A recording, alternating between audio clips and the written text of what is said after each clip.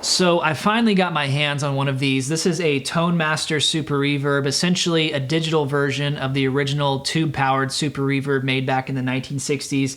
It's got the same pine cabinet, a very similar chassis and design. It's even got the same 410 speaker setup. I know I'm a few years behind on this one. I'm a very old school tube amp kind of guy, but I'm really interested to see how this sounds today, and you guys can let me know in the comment section. Now, I did try the Fender Tone Master Pro when it came out, and to be honest, I kind of had mixed reviews with that. I definitely didn't know how to use it correctly, but I'm hoping something like this works a little better for me, and today we're gonna find out. So I wanna start out with just demonstrating the clean tones from this amp, because I think that's what everyone loves from old Fenders. We'll see how that sounds, then I'll talk about some of the features I like and some that I think are missing on this amp. And then I'll plug in my pedal board and we'll put some overdrive and distortion and fuzz and who knows what else through this thing and see how it holds up. So let's check out the clean tone.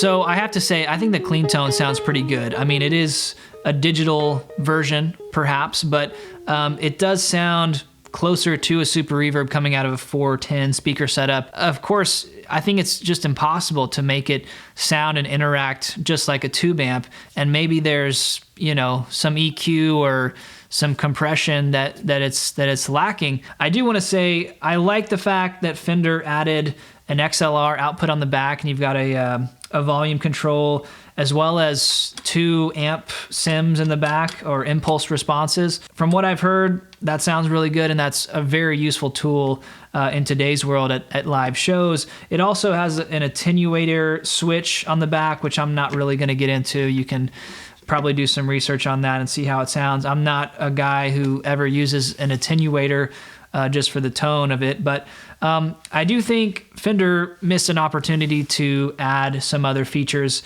There's no effects loop, there's no headphone out, and I do think on the front, you know, personally, I think Fender could do away with the normal channel. I know some people will disagree with that, but I think you could get rid of this and have some more space for either like a high pass, low pass, or you know, other EQ controls. I mean, Fender could give us, you know, some EQ points on our treble, mid, and bass to adjust. They could give you some more parameters on the reverb control. And one thing I think would be really cool, instead of a normal channel, like why not have a switch and do, you know, a Bassman tone stack, like a 59 Bassman tone stack or the Super Reverb tone stack. And then for every other amp in the Tone Master series, you could have, you know, the deluxe reverb tone stack or the deluxe tweed tone stack, and so on. I think that would be something really useful, and utilize this space on the front. I just think, you know, it's kind of an outdated design, and personally, I think Fender could do away with it, but you guys will probably argue with me on that. Overall, it is interesting. Perhaps it's 3 to 4 years outdated at this point. The clean tone sounds nice, but the real test for me is how does it sound pushed pretty hard, because that's what I like to do. So I'm gonna plug in my pedal board and we'll see how it sounds.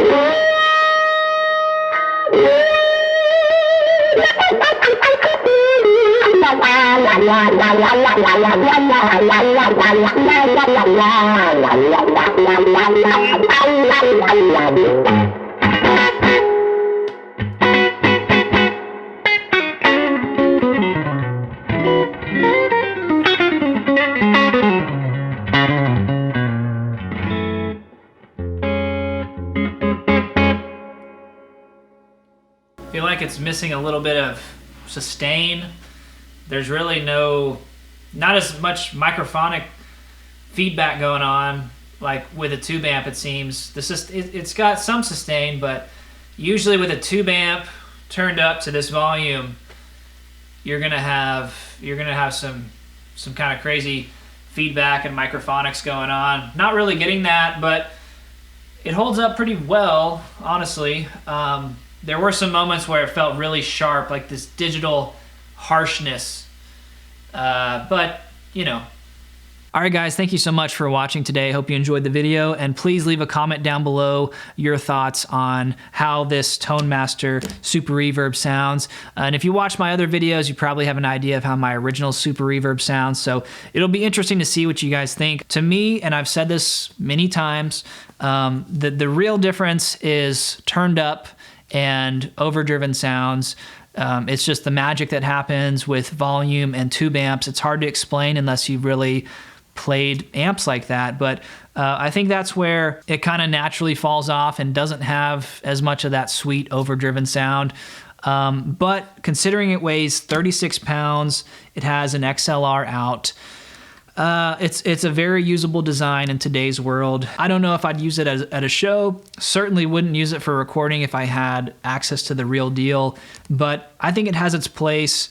I do think there's room to improve upon it. I hope Fender releases a version 2 and gives us some more features.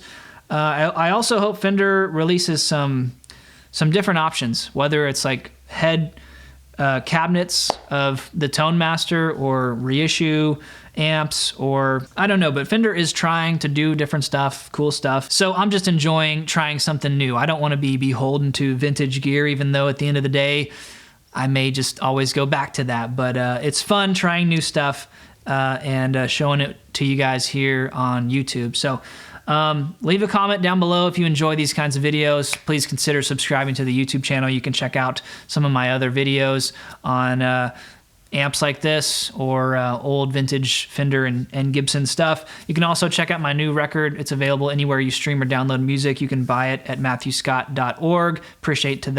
I appreciate all who have done that. Thank you guys. I'll see you in the next episode.